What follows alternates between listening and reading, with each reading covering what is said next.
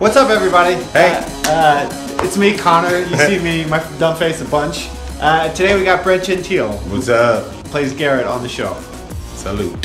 When we filmed this show, you were not a Magic player? No, I refuse to be. For a couple reasons. One, I didn't want to know too much about the game because Garrett didn't know too much about the game. Sometimes that can influence choices you make. And then secondly, and more honestly, and more importantly, I just didn't want to learn that game. I just wasn't having it. So, then what happened? That changed. That changed so bad. I might play in season 2, so I started to inquire on what it was about this game. First of all, I read some articles and watched some videos and listened to a couple podcasts even, and I didn't understand what the hell anybody was talking about. Right. I decided to download an app just to try it out, see what all the hoopla was about. What's the app? I think it's just called Magic. The Magic 2015, Magic Gathering 2015. Yeah, I played that one as well. I was pretty much hooked after the first tutorial, sad to say, or glad to say. It really got you? Yeah, cool. Like instantly.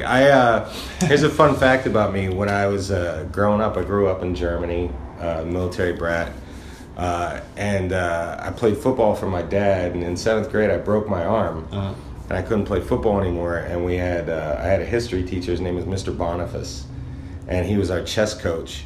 And he thought I was an intelligent kid, and he was like, "Yeah, you should learn to play chess." And within 3 weeks, I was crushing everybody in chess, and I went on to become junior European chess champion of Department of Defense schools.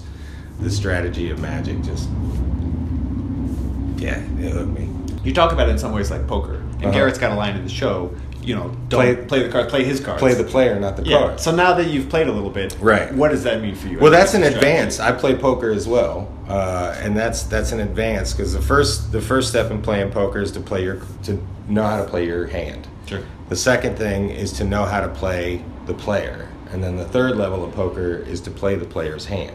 There is, though, I found a huge element of non-card mechanic strategy that goes into it. You know, based on How so? Well, you know, so as a beginner myself, a mistake that I often made is that I was always playing my sorcerers, my creatures in my first main phase, pre-combat. Okay. And so essentially I would tap myself out, or relatively tap myself out. They would see what I've got, and they would see what I could do. The more I play, the more... It's two things. It's waiting till the second main phase, so I'm going into combat fully loaded with a hand, fuller hand, and open mana. Right. And then it's also, you know...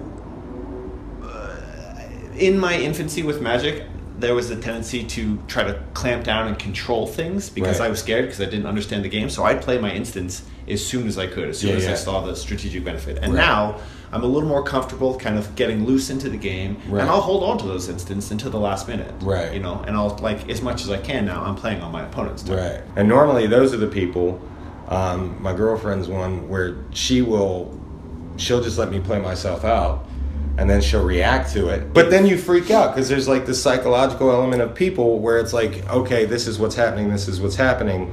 Okay, well, here's a little something extra, bam, bam, bam.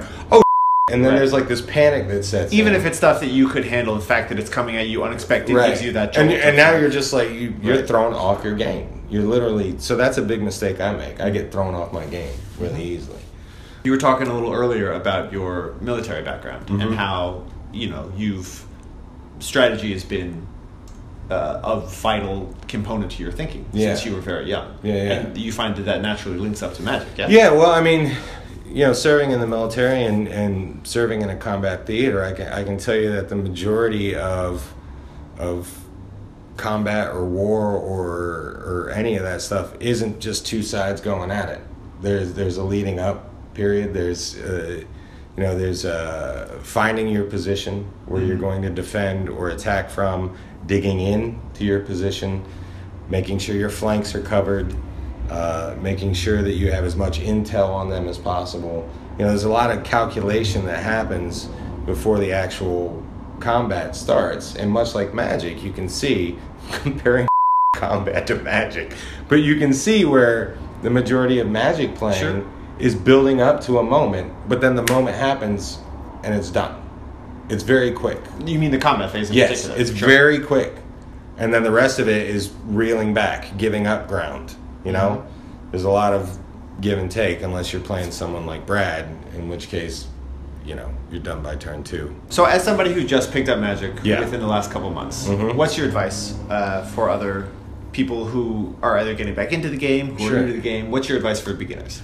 It's really ironic that I'm giving this advice, Sure. because I think one of the things that we started off with this series was making a series that would invite people in. And little did I know that I would be the first person that was invited in. Discover something that's going to show you the mechanics of the way the game works. Like the app. Like the app. Like, or Magic Online. Yes. When I looked at the app and it took me through this like little tutorial, didn't treat me like a child, but at the same time explained some of the basic mechanics. It was like, oh, okay, I can do this.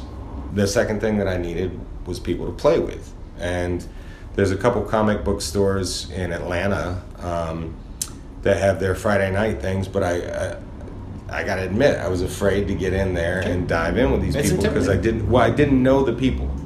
I'm not a very trusting sort, so I had to create a network. So I recruited people on my skill level or around my skill level. Have you since gone into any of those shops and met some of the community? Well, it's funny. I did. I walked into a store in Charlotte. Mm-hmm.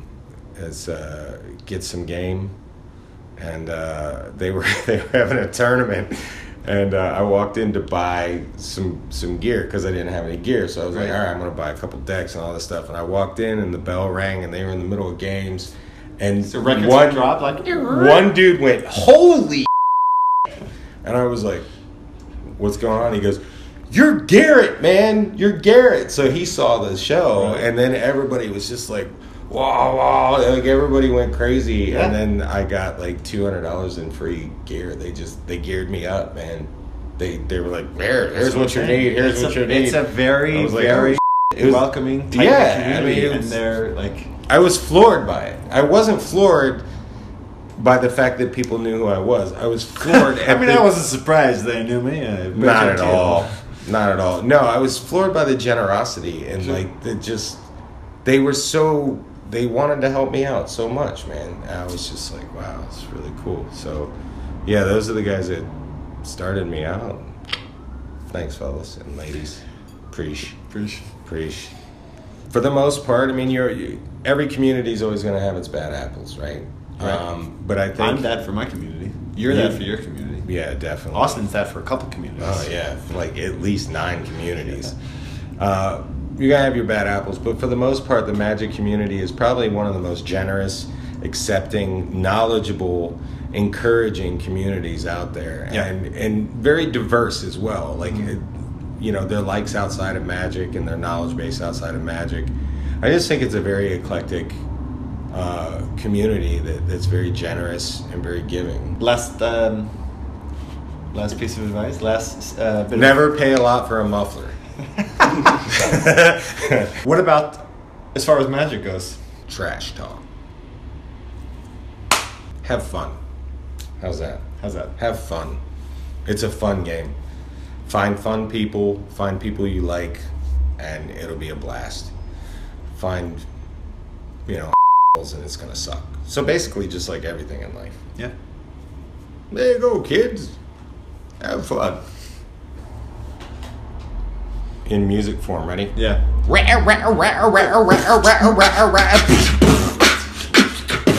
both.